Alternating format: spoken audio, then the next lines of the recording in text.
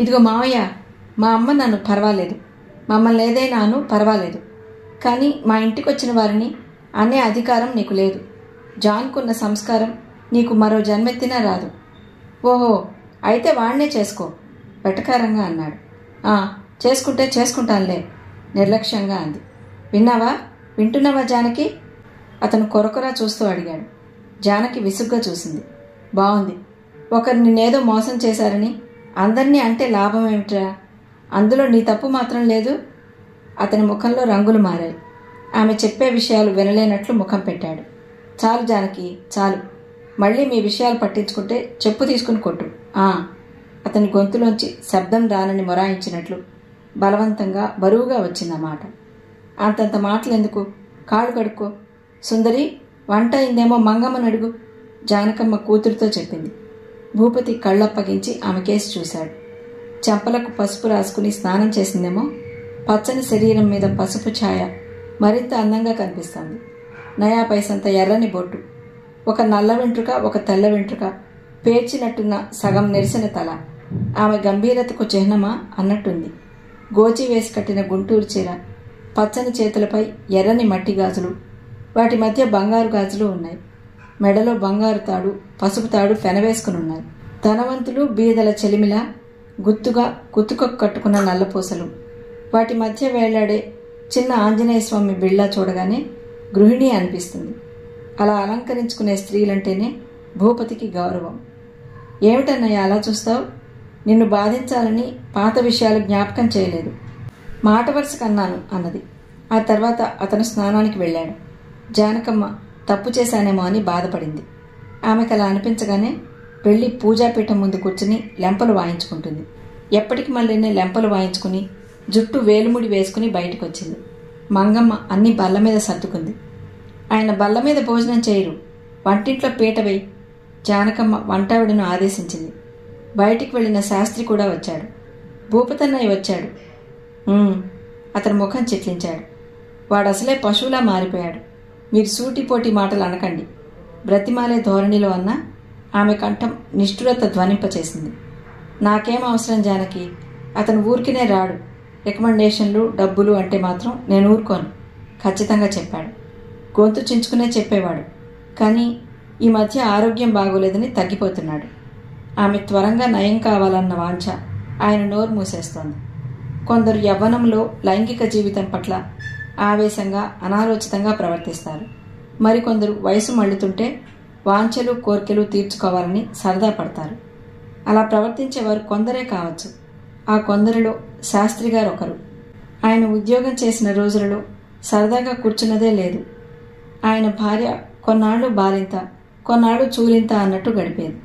భోజనం, నిత్యకృత్యాలతో పాటు ఎప్పుడో ఒకసారి శారీరక వాంఛనలు తీర్చుకోవటం కూడా ఒక భాగంగానే పరిగణించాడు.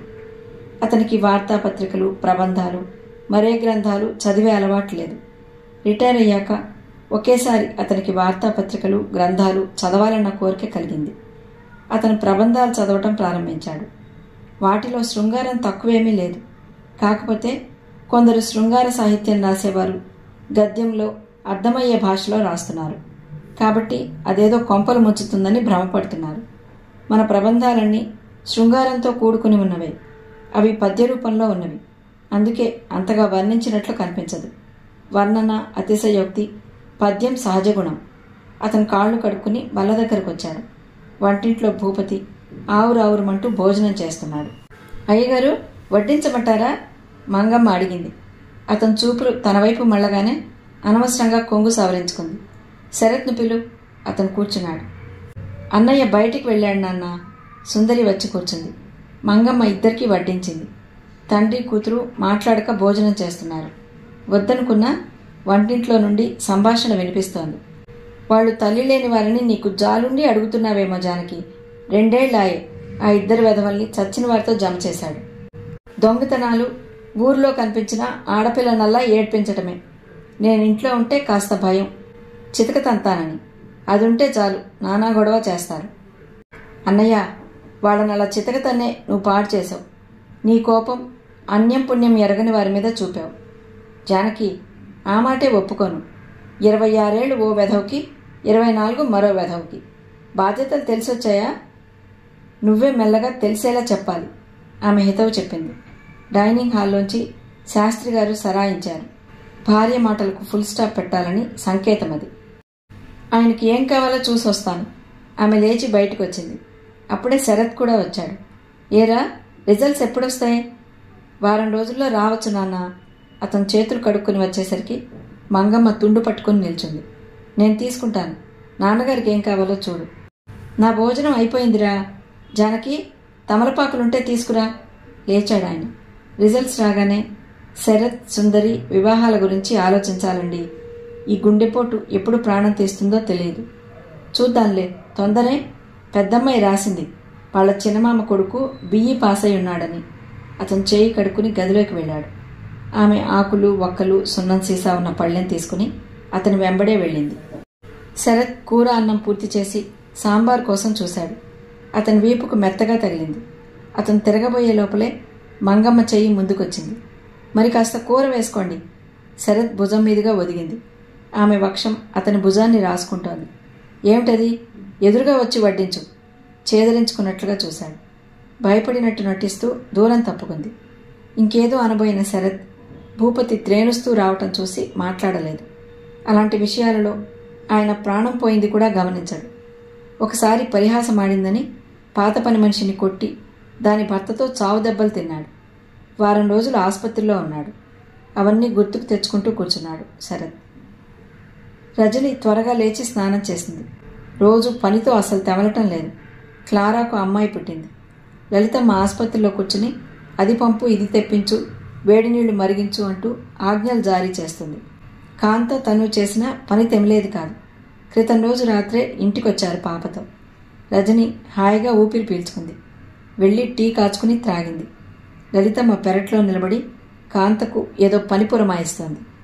ఉపహారానికి బల్ల సిద్ధం చేయాలని నిదానంగా బ్రెడ్లు, గుడ్లు తీసింది. త్వరగా తయారయ్యావు, ఎక్కడికైనా వెళ్ళాలా? పొడిగా అడిగింది లలితమ్మ. అవునత్తయ్య. సారీ ఆంటీ, యూనివర్సిటీకి వెళ్ళి ఎంఎస్సి కోసం అప్లికేషన్ ఫారాలు తెచ్చుకుంటాను అన్నది సాధ్యమైనంత మృదువుగా, తండ్రి చెప్పిన మాటలు గుర్తుకు తెచ్చుకుంటూ. నిన్న క్లారాను చూడటానికి వస్తే మనోరమను అడిగాను. నీకోసం వేకెన్సీ ఉందని చెప్పింది. లలితమ్మ తన ధోరణిలో చెప్పుకుపోతోంది. మనోరమ లలితమ్మ తోటికోడలు. ఓ చిన్న నర్సరీ స్కూల్ నడుపుతుంది.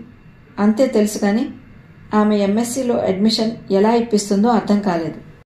నేను చెప్పింది వినిపించిందా? వినిపించింది కానీ అత్త, సారీ ఆంటీ, మనోరమ్మ గారు ఎంఎస్సీ క్లాస్ ఎప్పుడు స్టార్ట్ చేసింది? నాకు చెప్పలేదేమిటి? అమాయకంగా అడిగింది. ఇదిగో రజని, ఇలాగే నాకు తిక్క రేపుతావు. ఎంఎస్సీ నిన్నెవరు చదివిస్తారట? మా డాడీ అన్నది గర్వంగా. మీ డాడీ రిటైర్డ్ అయ్యారన్న సంగతి గుర్తుంచుకో. అందుకే వెళ్ళి మనోరమ బడిలో చేరు. అందరికీ 100 రూపాయలే ఇస్తుందట. నీకు 150 రూపాయలు ఇస్తుందట అన్నది. అత్త దెబ్బతిన్నట్టు చూసింది. తన తండ్రి రిటైర్ అయితే మాత్రం తనను ఎంఎస్సీ చదివించే స్తోమత లేదా? 2 అన్నల చదువు అయిపోయింది. 2 బాగానే సంపాదిస్తున్నారు. వాళ్లకు తండ్రి ఇవ్వాల్సిందే లేదు. ఎటొచ్చి తనొక్కరితే. ఎందుకు అరుపులు? మా అన్న సంపాదనంతా. లలితమ్మ ఏమనేదో గాని జయకర్రావు రావటంతో సంభాషణ త్రుంచివేయబడింది. రజనికి ఆ ఇంట్లో గల స్థానమేమిటో తెలియచెప్పాలనుకుందామే. ఎప్పటికప్పుడు ఏదో అడ్డంకి వస్తుంది. బ్రేక్ఫాస్ట్ చేద్దామా లలిత? అన్నదామె. పాలు, బ్రెడ్ కూతురికిచ్చి వచ్చింది. జయకర్రావు ప్రార్థన చేశాడు. రోజు తనకు చాలినంత రొట్టె ఇస్తున్నందుకు, మరురోజు చూసే అవకాశం కలిగిస్తున్నందుకు యేసుక్రీస్తుకు కృతజ్ఞతలు అర్పించాడు. జాన్ ప్రేమ్ కనిపించలేని లలిత. టెన్నిస్ ఆడటానికి సైమన్ దొర పిలిపించాడన్నయ్య అన్నదామె. రజని పక్కున నవ్వింది. తెల్లతోలున్నంత మాత్రాన దొరలైతే నేను దొరసాన్నే మరి. ఇంట్లో అందరికంటే ఫెయిర్ నేను కదు డాడీ? నోర్ముయ్.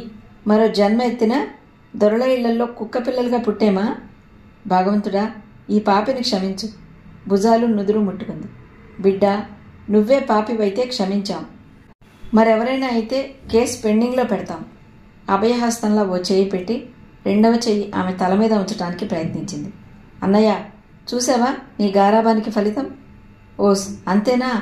నేను అడుగుతున్నాను. డాడీ, చూసావా నీ ఉదార స్వభావానికి ఫలితం? నోర్ముయ్. అతను నా అన్న, రక్తం పంచుకు పుట్టినవాళ్ళం.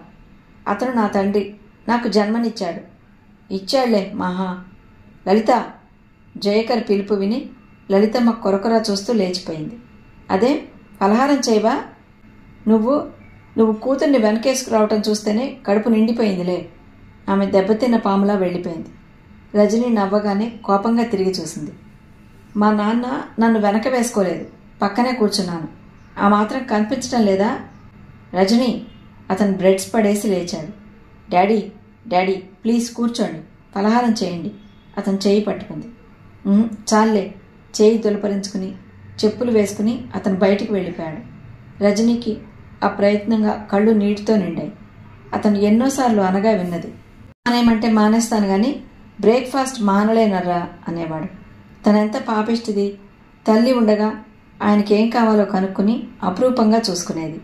వారిద్దరూ ఒకరిని ఒకరు ఎంత ఆరాధించుకునేవారని, ఎంత అభిమానించుకునేవారని. తల్లి మరణించే ముందు ఏం చెప్పింది?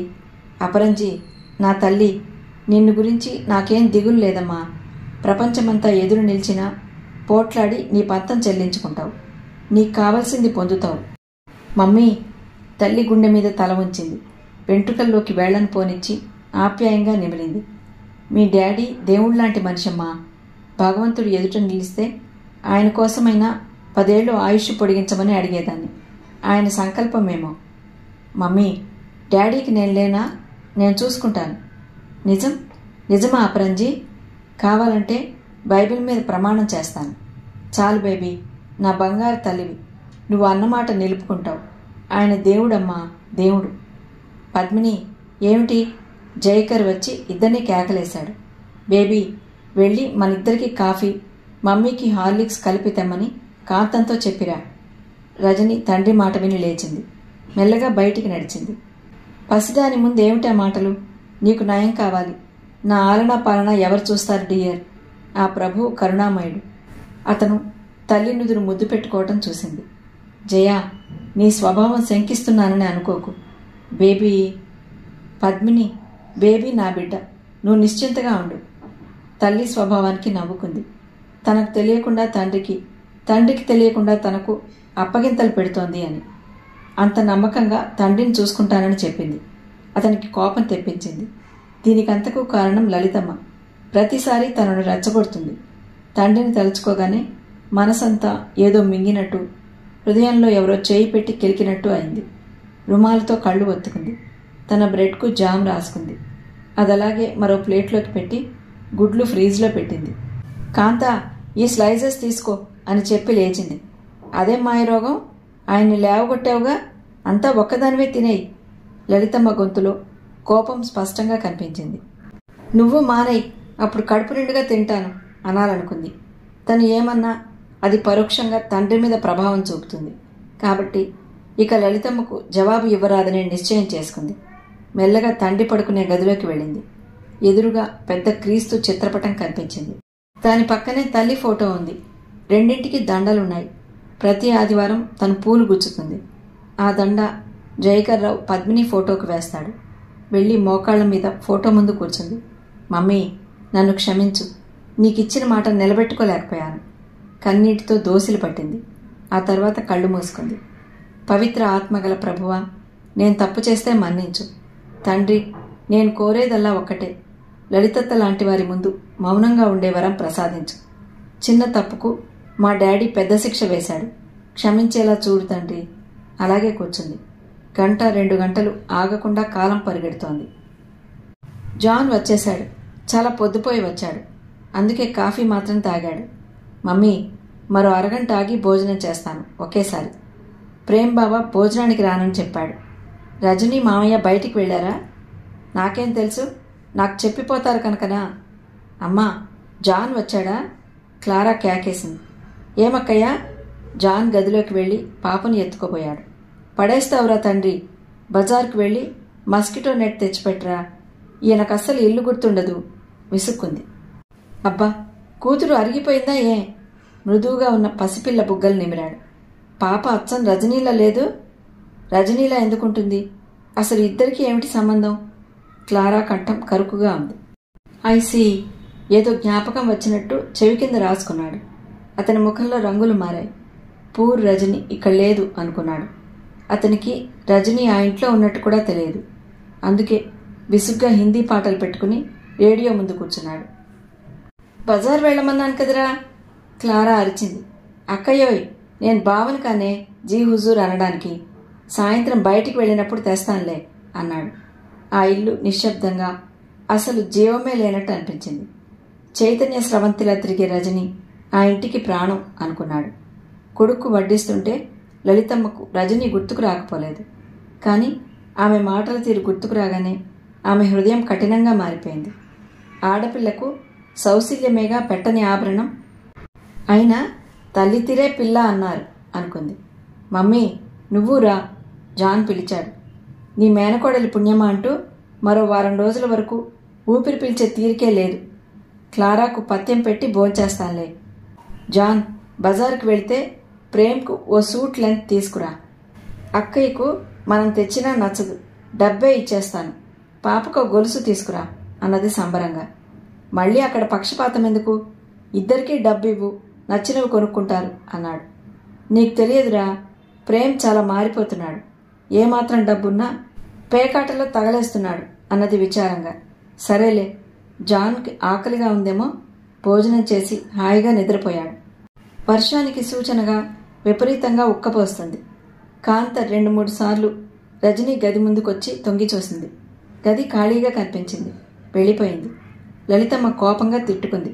ఎంత దూరం వెళుతుందో వెళ్ళని అనుకుని తన కోపమంతా గిన్నెల మీద చూపింది. రాత్రి అందరి భోజనాలు అయ్యాయి. లలితమ్మ కూర్చోబోతుండగా జయకర్రావు వచ్చాడు. సన్నగా వర్షం పడుతోంది. ప్రొద్దుటి నుండి ఎటు వెళ్ళావన్నయ్యా? చర్చికి వెళ్ళాను. పాపకు పేరు పెట్టాలిగా. అటునుండి వస్తుంటే కృపాకర్ స్నేహితుడు జాంబియా నుండి వచ్చాడని తెలిసి వెళ్ళాను. వారు భోజనం చేసే వరకు వదల్లేదు. అతని భార్య రాసిన కథ సినిమాగా వచ్చిందట. అక్కడికి లాక్కుపోయారు. కోటు విప్పి కుర్చీ మీద వేసి చేతులు కడుక్కుని వచ్చాడు. అందరి భోజనాలు అయ్యాయా అన్నాడు. అతను రజనీ గురించే ఆందోళన పడుతున్నాడు. కానీ అలా అడిగితే లలితకు కోపం వస్తుంది అనుకున్నాడు. నీకోసమే నేను కూర్చున్నాను అన్నది. ఆమె రజనీ విషయం చెప్పదలుచుకోలేదు. ఆయన భోజనం చేశాడు. రజనీ గది ముందు నిల్చుని ఆశ్చర్యపోయాడు. అప్పుడే నిద్రపోతోందా? తన మాట వింటే బయటికొచ్చి కోటు బూట్లు తనే జాగ్రత్తగా పెట్టి గుడ్ నైట్ డాడీ అంటూ వెళ్ళిపోయేది. కొన్నిసార్లు కూర్చుని కబులు చెప్పేది. ఉదయం తను కోపగించినందుకు అలక సాగిస్తోందేమో. వెళ్ళి మాట్లాడాలని లైట్ వేశాడు. గది ఖాళీగా ఉంది. లలిత, రజని ఎక్కడికైనా వెళ్ళిందా? నాకేం తెలుసు. మీ కూతురు ఎవరిని ఖాతరు చేస్తుంది? ఎప్పుడు వెళ్ళింది? ఉదయం. నువ్వు అలా వెళ్ళగానే వెళ్ళిపోయింది. రాగానే నాకు చెప్పలేదే? ఈసారి అతని గొంతు తీక్షణంగా ఉంది. అది విన్న లలితమ్మకు మండిపోయింది. అన్నయ్య, కన్నవాడి దగ్గర వదిలే. రాత్రింబవళ్ళు కూతురు తిరిగితే వెతుక్కుంటాడు. అంతేగాని మమ్మల్ని కంగారు పెట్టకు. లలిత! పిలుపు కాదు, అది అరుపు. ఆ అరుపులో కోపం కక్కినట్టు అనిపించింది. అతను విసురుగా తన గదిలోకి వచ్చి లైట్ వేసి తెల్లబోయాడు. అతని కోపం చప్పగా చల్లారిపోయింది. అతని గుండెల్లో బయలుదేరిన బాధ ఒక్కసారిగా ఆవిరిలా గాలిలో కలిసిపోయింది. కళ్ళు మూసుకుని మోకాళ్ల మీద కూర్చుని ఉంది రజని. బేబీ! వంగి ఆమె చేతులు పట్టుకున్నాడు. కళ్ళు విప్పింది. ఆమె కళ్ళ నుండి నీళ్లు జారి చెంపల మీదుగా జారిపోయాయి. డాడీ! అతని మోకాళ్ల మీద తల వంచింది. ఆమె మాట్లాడలేనట్టు ఉండిపోయింది. బయట వర్షం ఉధృతంగా మారింది. లే రజని, డాడీ నన్ను క్షమించు. ఇంకెప్పుడు మీకు బాధ కలిగించను. ప్రామిస్. అత్త ఏమన్నా జవాబివ్వను. మీరు మాత్రం భోజనం చేయకుండా నన్ను శిక్షించకండి. బేబీ! ఆమెను లేపి హృదయానికి హత్తుకుని పైకి చూశాడు. రోజులా ఫోటోలో ఉన్న పద్మిని ముఖం నవ్వినట్టు అనిపించలేదు. అతని కళ్ళు చెమర్చాయి. ఉదయం నుండి ఇక్కడే ఉన్నావా? అవును డాడీ. పదండి భోజనం చేదురుగాని. అతని హృదయంలో మొండిబాకు దిగినట్టయింది. రజనీ, సారీ. అందరూ భోజనం చేశారని అత్తయ్య అంటే నేను చేసేశాను. అపరాధిలా చూశాడు. ఆమె ముఖం ప్రసన్నంగా మారింది. అతన్ని వదిలి దూరం జరిగింది. Thanks God. వెళ్ళి లెంపలు వాయించుకుంది క్రీస్తు పటం ముందు. నేను వెళ్ళి భోజనం చేసి వస్తాను. నేను వస్తాను పద.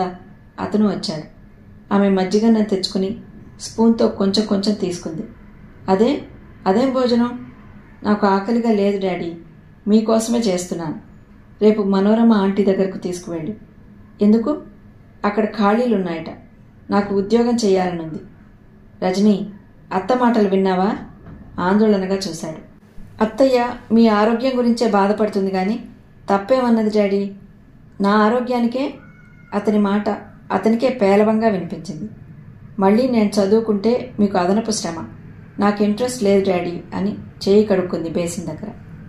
అతను ఆమెనే పరీక్షగా చూశాడు. ఎరుపు తెలుపు గళ్ల స్కర్ట్ మీద ఎర్ర జాకెట్ వేసుకుంది. నలిగిన బట్టల్లో వెలిగిపోతోంది రజని. ఈ పసిది ఉద్యోగం ఏం చేస్తుంది అనుకున్నాడు. ఇద్దరూ గదిలోకి వచ్చారు. అతని పక్క దులిపి లుంగీ తెచ్చి ఇచ్చింది. అతని బట్టలు మార్చుకున్నాడు. బైబిల్ చదవనా డాడీ? ఇప్పుడేం వద్దు. బేబీ ఇలారా. వెళ్ళి అతని దగ్గర కూర్చుంది. ఏమిటో చెప్పమన్నట్టు చూసింది. నాకు బాధ కలిగించనని ఇప్పుడే ప్రామిస్ చేశావు, గుర్తుందా? ఇప్పుడు నేనేం చేశాను డాడీ? ఇప్పుడు ఏదో చేశావని కాదమ్మా. ఉద్యోగం ఊడిగం మాట మర్చిపో. నువ్వు ఎంఎస్సి చదవటం మీ అమ్మ కోరిక, నాకు సంతోషం కూడాను. డాడీ, అవును బేబీ, అన్నయ్యలు వారి మటుకు వారు సంపాదించుకుంటున్నారు. నా సంపాదన నీ ఒక్కదాని చదువుకు సరిపోతుంది. ఆమె చేతిని తన చేతిలోకి తీసుకుని వాటి సౌకుమార్యాన్ని పరిశీలించాడు. అచ్చు అవే చేతులు. నిట్టూర్చాడు. ఏమిటి డాడీ? ఏం లేదు. చాలా రాత్రైంది, పడుకో. Good night. Good night daddy. లేచి అతని చేతిని ముద్దు పెట్టుకుని దుప్పటి సరిచేసి లైట్ ఆర్పి వెళ్ళిపోయింది. పద్మిని, ఎందుకు మమ్మల్ని అనాథల్ని చేశావు? బేబీ సెటిల్ అయ్యే వరకు ఉన్నా నాకు ఈ సమస్యలు ఉండేవి కావు అనుకున్నాడు. వెచ్చటి కన్నీరు రెండు కనుకొలకల నుండి కారింది. అటూ ఇటూ దొర్లి చేయి చాచి బెడ్ లైట్ వేశాడు. తల దగ్గర ర్యాక్లో ఉన్న బైబిల్ అందుకున్నాడు. అతని వేళ్లు పుటలను తిప్పుతున్నాయి. ఒకచోట అతని దృష్టి ఆగిపోయింది. శరీరానుసారమైన మనసు మరణం, ఆత్మానుసారమైన మనస్సు జీవమును సమాధానమును అయ్యున్నది. పదే పదే చదువుతూ నిద్రలోకి తూగిపోయాడు. చర్చికి తయారవుతున్నారు. క్లారా పాప క్రిస్టనింగ్ సెరమనీ. రజనీ మాత్రం బట్టలన్నీ ఇస్త్రీ చేయడానికి ముందేసుకుని కూర్చుంది. జాన్ టై సవరించుకుంటూ బయటికొచ్చి రిబ్బన్ ముడివేసిన 3 ఇంచుల రజనీ జుట్టుకేసి ఆశ్చర్యంగా చూశాడు. క్రితం సాయంత్రం సంఘటన కళ్ల ముందు మెదిలింది. అత్తయ్య, సరుకులు నెలలో 2 సార్లు తేవాలంటే కుదరదు. ప్రేమ్ విసుక్కున్నాడు లలితమ్మ ఇచ్చిన లిస్ట్ చూసుకుని. నేనేం ఖర్చు చేయటం లేదు నాయనా. నీ ప్రియమైన చెల్లికే 1/4 లీటర్ నూనె, సగం సీసా షాంపూ కావాలి. ఆమె విసుక్కుంది. అప్పుడు అక్కడ ఏదో పనిచేస్తున్న రజనీ ముఖం మలినమైంది. అది గమనించాడు జాన్. ఈ పూట ఆమె జుట్టు శుభ్రంగా కత్తిరించుకుంది. అతనికి తల్లిపై విపరీతమైన కోపం వచ్చింది. ఆ ఇంట్లో పౌడరు, నూనె, షాంపూ ఖర్చు ఎక్కువగా క్లారానే చేస్తుంది. అన్నీ అతిగా వాడేస్తుంది. లలితమ్మ ఇప్పుడు ప్రతిదానికి రజనీని సాధిస్తుంది. ఎంఎస్సీలో చేరటంతో అది మరీ ఎక్కువైంది. చిత్రం ఏమిటంటే ఆటం బాంబులా ప్రేలే రజని మౌనంగా తన పనులు చేసుకుపోతోంది. అపరంజీ. రజని వెనక్కు తిరిగింది. జాన్ నిల్చున్నాడు. జాన్, నాదొక రిక్వెస్ట్. ఏమిటి? అతను ఆనందంగా అడిగాడు. మరెప్పుడూ అపరంజీ అని పిలవకు. ఆమె గొంతు బొంగురుపోయింది. కళ్ళ నిండుగా నీరూరింది. Sorry sorry dear. ఆంటీని రిమైండ్ చేశాను కదూ. నేను మర్చిపోతే కదూ నువ్వు రిమైండ్ చేయడానికి. కొందరు మరణించి హృదయాలలో నిలిచిపోతారు. రజనీ, జుట్టు కత్తిరించావెందుకు? ఫ్యాషన్ అన్నది కళ్ళు ఒత్తుకుని. జయకర్ కూడా తయారై వచ్చాడు. ప్రేమ్ ట్యాక్సీ తీసుకువచ్చాడు. బేబీ, నువ్వు రావటం లేదా? జయకర్ అడిగాడు. మీరు రమ్మంటే వస్తాను డాడీ. ఆ మాటలో ఇంతవరకు నన్నెవరూ రమ్మనలేదు అన్న నిష్ఠూరత వినిపించింది. అదేమిటి రజనీ, నువ్వు లేకుండా పాపకు పేరు పెడతామా? త్వరగా సిద్ధపడు, ప్రేమ్ అన్నాడు. ఆమె ఇస్త్రీ పెట్టుకున్న స్విచ్ లాగేసి చెప్పులు వేసుకుంది. బట్టలు మార్చుకో అని చెప్పబోయిన ప్రేమ్ ఆగిపోయాడు. కొందరు అదృష్టవంతులు ఏ బట్టల్లోనైనా అందంగా కనిపిస్తారు. రజనీ వేసుకుంది మామూలు కేస్మెంట్ గుడ్డతో కుట్టిన బెల్ బాటం ప్యాంట్, బ్లూ చుక్కలున్న టాప్. ఆ బట్టల్లోనే ఆమె అందంగా కనిపిస్తోంది. అప్పుడే అక్కడికి వచ్చిన క్లారాను చూశాడు. గులాబీ రంగు బెనారస్ చీర, గులాబీ రంగు ఆర్టిఫిషియల్ స్టోన్స్ వేసిన నెక్లెస్, 1/2 ఇంచి మందం వేసిన కోటింగ్తో తమాషాగా కనిపించింది. క్లారా పౌడర్ ముఖానికే మెత్తుకుంటుంది. మెడ, చెవులు ఎబ్బెట్టుగా కనిపిస్తాయి. ఆరెంజ్ బార్డరున్న తెల్ల పట్టు చీరతో చేతిలో బైబిల్ పట్టుకుని లలితమ్మ వచ్చింది. జాన్, ఆ బేబీ బాస్కెట్ కార్లో పెట్టు పురమాయించింది. జాన్ తీసుకువెళ్లి పెట్టి వచ్చాడు. పదండి. అందరూ బయటకు వచ్చారు. జయకర్ స్త్రీలంతా ట్యాక్సీలో కూర్చున్నారు. ప్రేమ్, జాన్ మోటార్ బైక్ పైన కూర్చున్నారు. పోనీయవయ్యా, జయకర్ పురమాయించాడు. అన్నయ్య, ఒక్క నిమిషం. లలితమ్మ బేబీ బాస్కెట్లో నుండి జాన్సన్ పౌడర్ చేతిలోకి తీసుకుని పసిదాని ముఖానికి పులిమింది. ఆ చేతులు తన చెంపలకు రాసుకుంది. రజని ముఖం కిటికీలో నుండి బయటకు పెట్టింది. పాప కళ్లల్లో పౌడర్ పడిందేమో కేర్మని ఏడుపులు అంకించుకుంది. అమ్మా, పౌడర్ పఫ్తో అద్దాలి గాని చేతిలో పోసుకుని పులుగుతారేమిటి? క్లారా కూతుర్ని తీసుకుని కళ్ల మీది పౌడర్ రుమాలతో తీసేసింది. చర్చిలో ప్రార్థనలు, పాటలు, కూర్చోవటాలు, లేవటాలు అన్నీ అవుతున్నాయి. ఇదేం పట్టనట్టు రజని బయట నిలబడి కళ్ళు మూసుకుంది. గుడికి దగ్గరైన వాళ్ళంతా భగవంతునికి దూరం అవుతారా ప్రంజీ? ఏ మతం అవలంబించినా, ఏ కులంలో పుట్టినా మనిషికి మానవతా దృక్పథం కావాలి అన్న తల్లి చల్లని మాటలు గుర్తుకొచ్చాయి. పేరు పెట్టి బయటికొచ్చారు. లలితా ఫ్లారెన్స్ జెస్సికా, పూర్తి పేరు. జెస్సీ అని పిలుస్తారట. కమాన్ రజని, హోలీ ఫీస్ట్ అవుతుంది. జాన్ పిలిచాడు. వెళ్ళింది. అందరూ ఏం చేస్తుంటే అది అనుసరించింది. ప్రార్థనకు రాలేదే? ప్రేమ్ అడిగాడు. బయట నిలబడే మౌనంగా ప్రార్థించానన్నయ్యా. ఏమని ప్రార్థించావు? భగవంతుడా, నీ ఉనికే నిజమైతే ప్రపంచంలో ఏ ప్రాణికి తల్లిని కరువు చేయకు అని అర్థించాను అన్నది నిశ్చలంగా. జయకర్ ఉలిక్కిపడ్డట్టు చూశాడు. రజని తమాషాకు అనటం లేదని తెలిసిపోయింది. ఆమె ముఖం శాంతంగా, గంభీరంగా ఉంది. లలితమ్మ ఏదో అనుంటుంది, అందుకే రజని అలా తయారైందని జయకర్ అర్థం చేసుకున్నాడు. వారి ఇంటికి వచ్చేసరికి కాంత భోజనాలు రెడీగా పెట్టింది. సాయంత్రం పార్టీ తలుచుకుంటే ఆకలి చచ్చిపోతోందన్నయ్య. లలితమ్మ కంగారు. ఏమిటమ్మా చిన్నపిల్లలా, అందరము లేమా? అంతా పట్టుకొచ్చినట్టు కిరాయి మనుషుల్లా ప్రవర్తిస్తారు. నిష్ఠూరంగా అంది. అత్తా, సారీ ఆంటీ, నేనేగా పరాయిదాన్ని. చెప్పేది సూటిగా చెప్పు, చెయ్యకపోతే అడుగు. కల్పించుకు చేసే ధైర్యం ఉంది, కానీ నువ్వు పెట్టే వంకలు భరించడం కష్టం అన్నది స్పష్టంగా. చూడమ్మా బేబీ, సాయంత్రం పార్టీకి టేబుళ్ళన్నీ సర్దించు, సరే అన్నది వెటకారంగా. ఆ తర్వాత అందరూ భోజనాలు చేసి అలసిపోయినట్టు పడుకున్నారు. చూసావా అన్నయ్య? లలిత, వాదులాట ఎందుకు? బేబీకి ఏదైనా పని చెప్పు, చెయ్యలేకపోతే హెచ్చరించు. Baby, take rest. జయకర్ నిద్రపోయాడు. 3 గంటలు దాటాక అందరూ లేచి ఆశ్చర్యంగా చూశారు. బయట వేసిన షామియానాలో అన్నీ సర్దబడి ఉన్నాయి. పేపర్ ప్లేట్లు, ఫలహారాలు కూడా బల్లపై అమర్చి ఉన్నాయి. పూల కుండీలు, అగరొత్తుల స్టాండు చెరో పక్కన పెట్టింది. పెద్ద గంగాళంలో ఐస్ వేయించి గోల్డ్ స్పాట్ బాటిల్స్ పెట్టింది. లలితమ్మకు తలపై నుండి పెద్ద భారం దిగిపోయినట్టున్న రజనీని అందరూ మెచ్చుకోవటం సహించలేకపోయింది. ఏదో వంక చూడాలన్న నిశ్చయంతో షామియానాలోకి వచ్చింది. జయకర్ కూతుర్ని బట్టలు మార్చుకురమ్మని పురమాయించాడు. అవును, ఈ పలహారాల బల్ల వరండాలో ఎందుకు వేసినట్టు? ప్రతి వాళ్ళు మెట్లు ఎక్కటం దిగటం ఇబ్బంది కదూ. ప్రాపర్ ప్లానింగ్ ఉండాలి. అత్తా, ఓ ఆంటీ, నేను చక్కని ప్రణాళిక రూపొందించుకునే వరండాలో పెట్టించాను. వర్షాకాలం చప్పున మనం వెళ్ళటానికి అనువుగా ఉంటుంది. పలహారాలు మోసుకు వెళ్ళాలంటే పెద్ద మెస్ అవుతుంది. తండ్రి ప్రశంసాపూర్వకంగా చూశాడు కూతురి వంక. రజని లోపలికి వెళ్ళింది. బట్టల బీరువా తీసింది. తల్లి చీరలు చక్కగా వేళ్లాడదీసి ఉన్నాయి. 1 సంవత్సరం క్రితం పద్మిని బజార్కు వెళ్ళి తనకున్న చీరలన్నింటికీ మ్యాచింగ్ గుడ్డలు తెచ్చి కూతురికి జాకెట్లు కుట్టించింది.